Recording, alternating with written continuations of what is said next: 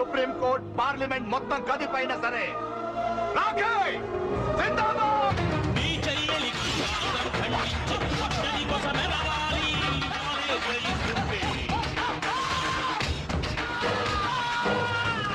Halo sahabat, Assalamualaikum. Apa kabarnya nih? Semoga selalu sehat dan senantiasa bahagia. Terima kasih sudah subscribe dan selalu setia menyimak video-video Islamita TV tanpa skip. Nah, kali ini Islamita TV kembali hadir tentunya dengan alur cerita film-film pilihan yang akan menemani waktu bersantai sahabat sekalian.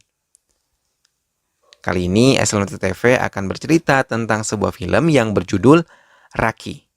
Film ini menceritakan tentang sebuah kisah seorang pemuda yang membunuh semua mafia yang melakukan kekejaman pada wanita dengan cara membakar pelaku hidup-hidup.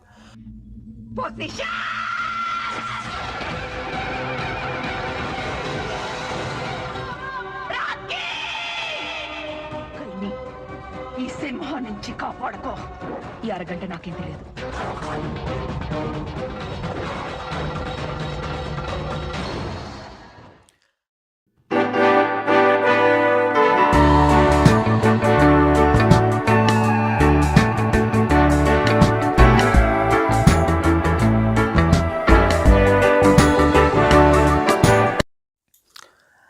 Kejahatan terhadap wanita semakin meningkat.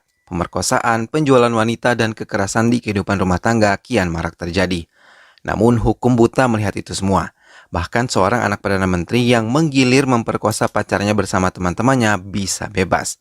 Bahkan berbuat seenaknya di hadapan warga lain saat mau menaiki kereta tanpa tiket, ia meminta diizinkan untuk menumpang kereta api.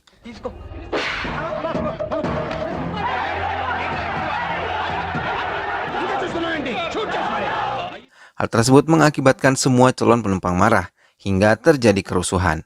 Raki merupakan seorang pemuda yang bekerja di stasiun kereta tersebut, memaksa anak Perdana Menteri tersebut meminta maaf kepada kepala tiket karena telah menamparnya di depan orang ramai. Mau tidak mau, akhirnya Barat meminta maaf menurunkan harga dirinya di depan semua orang. Raki yang memiliki seorang kekasih bernama Tripura, seorang wartawan di TV, selalu mengangkat tentang kekerasan pada wanita. Namun terkadang atasannya merasa bosan dan meminta Tripura mencari bahan lain. Tripura mengatakan bahwa ia memiliki banyak bukti tentang semua kejahatan yang dilakukan kepada para wanita. Tripura mengajak seorang temannya untuk menyelinap ke sebuah gedung yang terdapat para wanita yang siap dijadikan para pelacur. Tripura menyamar menjadi salah satu dari mereka yang menggunakan baju bercadar lengkap. Sambil melancarkan aksinya, Tripura merekam semua kejadian yang ada di dalam gudang tersebut. Namun Tripura tertangkap basah, kameranya diambil dan ia dipermalukan. Saat itu Tripura mau diperkosa sambil direkam.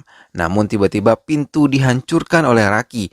Dengan cepat ia memberi pelajaran pada semua orang yang berada di gudang tersebut sampai polisi datang dan membawa mereka semua.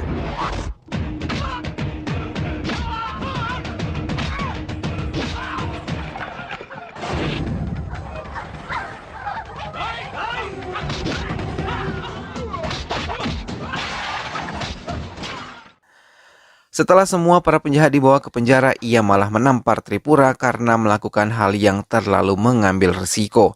Tripura menjelaskan ia sangat sedih melihat wanita-wanita tadi diperlakukan seperti binatang. Mereka adalah korban-korban penculikan yang kemudian dilelang untuk dijual ke luar negeri. Raki selalu menyempatkan mengantar adiknya untuk kuliah. Namun kali ini ia harus kembali ke kampus karena nomor ujian Gayatri adiknya tertinggal di saku bajunya. Tapi saat ia masuk ke lorong kelas, semua mahasiswa berhamburan. Raki mempercepat langkahnya ketika mendengar suara Tripura menjerit memanggil namanya. Ketika Raki masuk ke kelas, ia melihat Madukar mendonongkan sebilah pisau.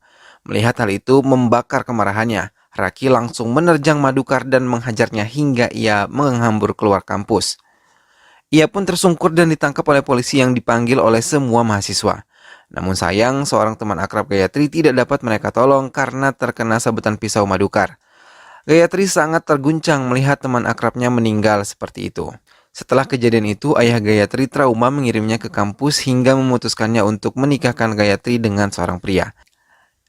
Gayatri menyetujui keputusan ayahnya, tapi keluarga Raki kekurangan dana untuk mempersiapkan pernikahan Gayatri. Ibu Gauri mau membantu keluarga Raki asal Raki mau menikahi sepupunya sendiri, Gauri, yang telah diam-diam mencintai Raki semenjak kedatangannya. Karena kasih sayangnya kepada Gayatri membuat Raki menyetujui kemauan bibinya. Raki pun mengatakan semuanya pada Tripura, tapi Tripura pura-pura menganggap ini candaan, hingga membuat kesal Raki dan meninggalkannya seorang diri. Raki meminta pernikahannya dengan Gauri diadakan setelah 3 bulan pernikahan adiknya, karena rencananya suami Gayatri akan membawa Gayatri ke Amerika. Namun di rumah Tripura menangis mengadukan masalah pernikahan Raki dan juga Gauri. Pernikahan Gauri pun digelar, semua berbahagia merayakan pernikahan Gayatri. Terlebih Raki yang menangis bahagia melihat adiknya menikah. Tapi ia merasa sedih ketika melepas Gayatri untuk ikut bersama dengan suaminya. Karena semenjak kecil mereka selalu bersama, setelah ibu mereka meninggal sehabis melahirkan Gayatri. Kehidupan pernikahan Gayatri tak seindah yang diharapkan dirinya dan keluarganya. Ia yang tinggal bersama ibu mertua dan adik iparnya selalu diperlakukan buruk dan diperlakukan seperti asisten rumah tangga. Saat Gayatri mendapat kekerasan dalam rumah tangga, Raki tiba-tiba muncul dan melihat itu membuat ia sangat marah. Tapi Gayatri melarang kakaknya untuk memukuli suaminya. Sampai di rumah, Raki menceritakan semua tentang kehidupan rumah tangga Gayatri pada ayah dan pamannya serta meminta mereka untuk menjemput Gayatri. Tapi tiba-tiba Gayatri datang karena mau merayakan festival keagamaan. Raki sangat terkejut ketika melihat telapak tangan Gayatri terkena luka bakar. Hati Raki sangat hancur. Sambil mengolesi obat, Raki terus menangis. Namun air mata mereka semua berubah menjadi tawa ketika Gayatri mengabari dirinya tengah hamil. Ayah Gayatri meminta Gayatri untuk pulang dan menemui keluarga suaminya. Karena bagaimanapun Gayatri telah berkeluarga. Akhirnya ayah dan Raki mengantar Gayatri kembali ke rumah suaminya. Keluarga suami Gayatri yang mengetahui Gayatri hamil berpura-pura baik dan berpura-pura akan membawa Gayatri ke Amerika dan mengubah hidup di sana. Tapi Raki diminta memberikan uang dalam jumlah yang sangat banyak. Raki pun akhirnya menyetujuinya dan menyanggupi keinginan keluarga suami Gayatri. Setelah Raki meninggalkan rumah Gayatri, paman dan keluarga suami Gayatri merencanakan sesuatu yang sangat jahat kepada Gayatri. Ternyata hal itu didengar oleh Gayatri. Mengetahui hal itu, keluarga suami Gayatri marah dan mereka memukuli Gayatri dan mengikat tubuhnya di kursi. Mereka menyumpal mulut Gayatri dan menyiramkan bensin ke tubuh Gayatri. Setelah mendapat uangnya, Raki membawa uang tersebut ke rumah Gayatri. Ibu mertua Gayatri menemui Raki dan berbohong mengenai Gayatri. Tanpa rasa curiga, ia memberikan uangnya kepada ibu mertua Gayatri. Raki tidak menyadari bahwa Gayatri berada dalam bahaya dan meninggalkan rumah Gayatri begitu saja. Selepas kepergian Raki, Gayatri dibakar hidup-hidup oleh keluarga suaminya, bahkan suaminya sendiri. Keesokan harinya, Raki mendapat kabar bahwa Gayatri dirawat di rumah sakit. Dengan cepat, Raki menuju rumah sakit. Raki mendadak mengalami shock yang teramat ketika melihat Gayatri mengalami luka bakar di sekujur tubuhnya. Saat dokter datang, ia mengatakan Gayatri telah meninggal dunia. Dengan langkah lemah, Raki meninggalkan rumah sakit.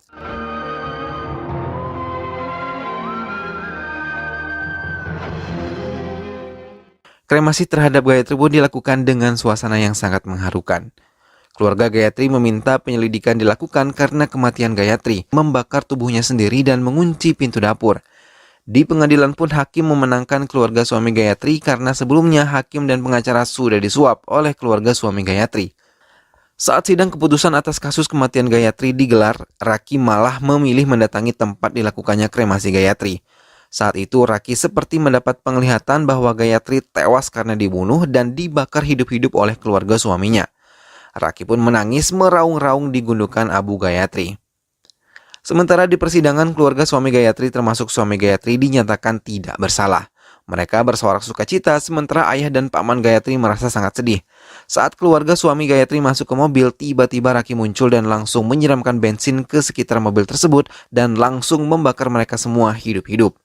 Semua yang ada di parkiran menjadi panik dan Raki langsung membakar hakim, dokter serta polisi yang telah memihak pada keluarga suami adiknya tersebut.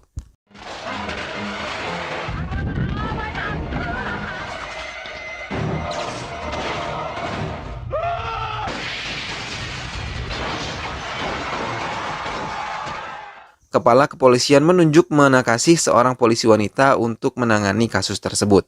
Raki menemui Tripura dan ia menjelaskan mengapa dirinya melakukan pembakaran kepada semua penjahat tersebut. Karena ia tidak mendapat keadilan dan ia tidak mau wanita-wanita di luar sana mendapat perlakuan seperti Gayatri hingga akan ada Gayatri-Gayatri lain yang bernasib sama.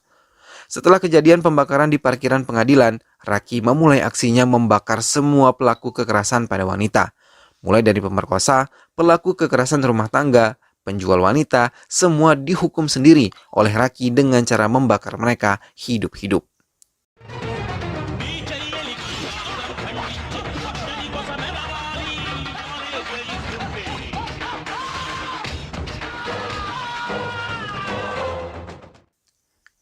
Menakasi sangat kesal karena Raki tidak meninggalkan bukti ataupun jejak pembunuhannya. Sementara wanita-wanita para korban yang diselamatkan oleh Raki merasa sangat bersyukur dan berterima kasih kepada Raki. Tak berapa lama Raki muncul di televisi dan mengakui kejahatannya. Ia bahkan akan menyerahkan diri sendiri ketika semua penjahat telah ia hukum. Setelah Raki muncul, Tripura dipanggil oleh Menakasi untuk dimintai keterangan tentang Raki. Tapi Tripura malah mengatakan bahwa ia sangat mendukung Raki. Dan ia memberikan Menakasi data-data penjahat yang kerap kali melakukan kekerasan kepada wanita. Polisi menempel gambar Raki di setiap sudut Hyderabad, tapi wanita-wanita yang mendukung Raki membuang semua foto Raki. Untuk sementara, Raki tinggal di desa Gauri dan mengatakan akan menikahi Gauri saat ia telah menyelesaikan misinya.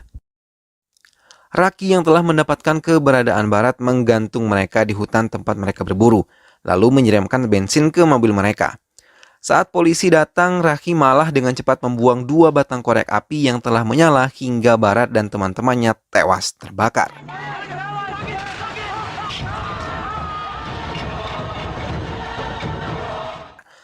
Perdana Menteri tidak terima anaknya tewas dengan begitu tragis, sehingga ia menendang Menakasi di depan semua orang yang hadir di acara kremasi Barat.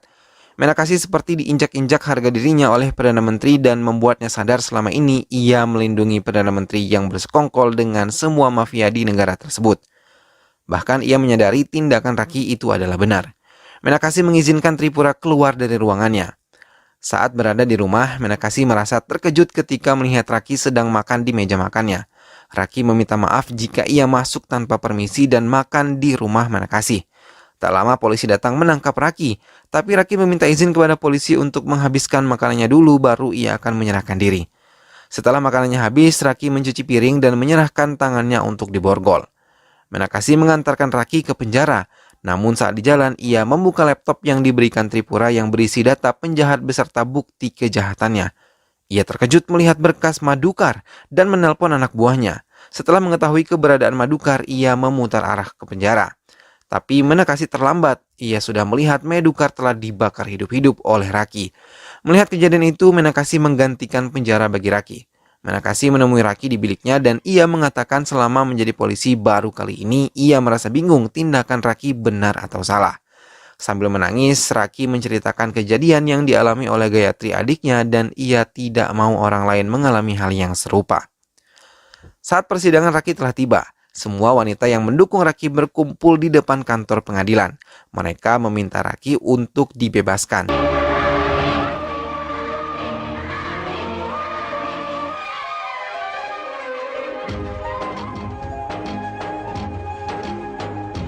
Tapi tiba-tiba Perdana Menteri menelpon. Ia mengatakan bahwa dirinya akan menghancurkan semua pendukung wanita yang dimiliki oleh Raki. Menakasi yang mendengar itu mengadakan pengamanan yang ketat. Tapi saat Gauri memanggil nama Raki, tiba-tiba ledakan terjadi dan menewaskan separuh pendukung Raki.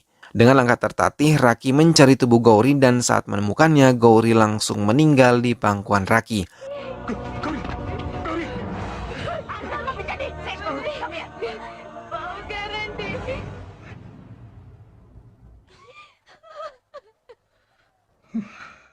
Dengan marah, ia berusaha melarikan diri tapi berhasil ditangkap kembali.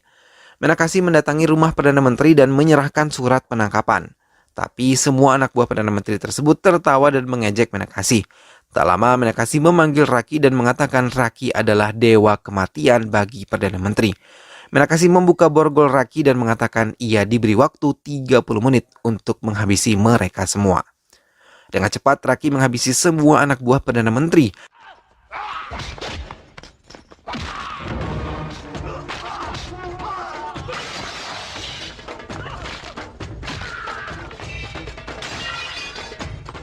Saat terakhir Raki melempar botol minuman keras ke tubuh Perdana Menteri.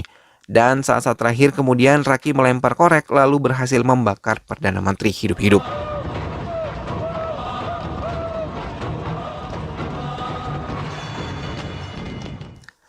Persidangan akhir pun dilakukan. Semua pendukung Raki memenuhi ruangan persidangan.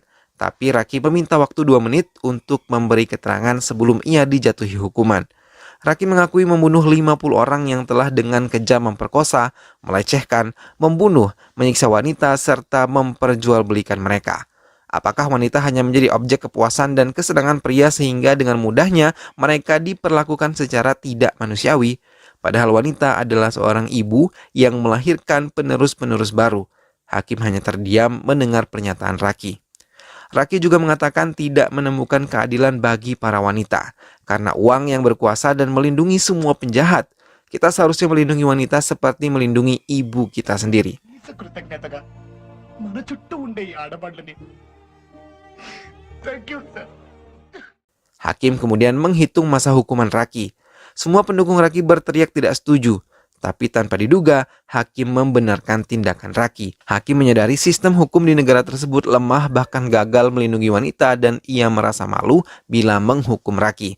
Hakim pun akhirnya melepaskan baju hakimnya dan mengatakan mengundurkan diri. Supreme court parliament మొత్తం కదిపైనా సరే రాకేయ్ జిందాబాద్. Semua warga senang karena Raki akhirnya dibebaskan. Film pun berakhir bahagia.